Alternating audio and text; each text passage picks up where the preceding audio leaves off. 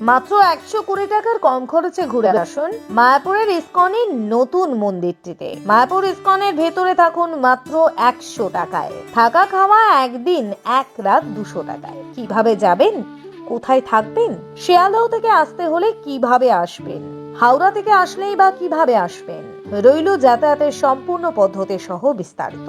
ঘুরতে ভালোবাসেন না এমন মানুষ হয়তো খুব কমই পাওয়া যাবে। এক্ষেত্রে ঘুরতে যাওয়ার স্থানগুলি সম্পর্কে মানুষের ভালো লাগা আলাদা হলেও ঘুরতে যাওয়ার প্রতি কম বেশি ভালোবাসা প্রায় সকল মানুষেরই রয়েছে। আর শীতকাল এলেই সেই ঘুরতে যাওয়ার ইচ্ছেটা যেন বৃদ্ধি পায় আরো দ্বিগুণ। বর্তমানে মানুষের কর্মব্যস্ত জীবনের কারণে অনেকেই 2-1 দিনের ছুটি পেলেই কাছাকাছি কোথাও ঘুরতে যেতে পছন্দ করেন। আর এরকমই একটা স্বল্প দিন বা একদিনের ঘোরার জন্য অন্যতম স্থান হলো মায়াপুর। বছরের সব সময় এই স্থানে ভক্তের সংখ্যা বৃদ্ধি পেলেও মূলত বিশেষ সময় ছাড়া শীতকালে এই সংখ্যাটা বেড়ে যায় অনেকটা।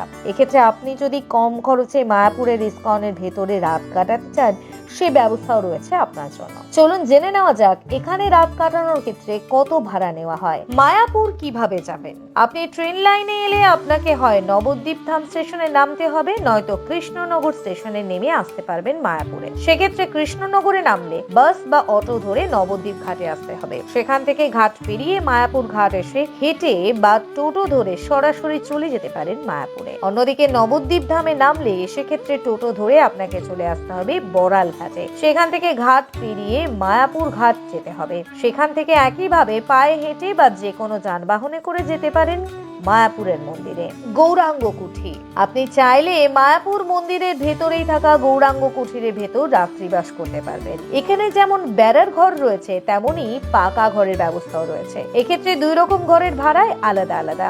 একই সাথে এর সুবিধাতেও বেশ কিছু পার্থক্য রয়েছে। তবে আপনি যদি শীতের মরশুমে এই জায়গায় থাকার চিন্তা ভাবনা করেন, সেক্ষেত্রে আগে থেকে ঘর বুক করে রাখা আপনার জন্য উপকারী হবে। কারণ অনেক সময় ঘর ভর্তি থাকায় দিনের দিন গিয়ে ঘর না পাওয়ার সম্ভাবনাটাও থাকে। তাই যেতে চাইলে 0347224504 অথবা 7797858855 এই নম্বরে ফোন করে বুকিং করতে পারেন ঘর। এক্ষেত্রে আপনি যদি বেড়ার ঘর নিতে চান, সেক্ষেত্রে এক রাতের জন্য আপনার ভাড়া পড়বে মাত্র 100 টাকা। এক্ষেত্রে একটা ঘরে 4 জন বড় মানুষ সহ একটি বাচ্চা থাকার ব্যবস্থা রয়েছে। এই ঘরে থাকবে 4টি বেড, যেখানে দেওয়া হবে বেডশিট, 2টি কম্বল, এছাড়া ফ্যান লাইটের সুবিধা রয়েছে। তবে এরকম 100 টাকার ঘর রয়েছে সেখানে, যার পায়খানা বাথরুম রয়েছে কমন। এছাড়া এখানে আপনি পাকা ঘরেও থাকতে পারবেন। সেক্ষেত্রে ভাড়া পড়বে 200 টাকা। এই ঘরে স্বামী স্ত্রী সন্তান সহ মোট 3 জন থাকতে পারবেন।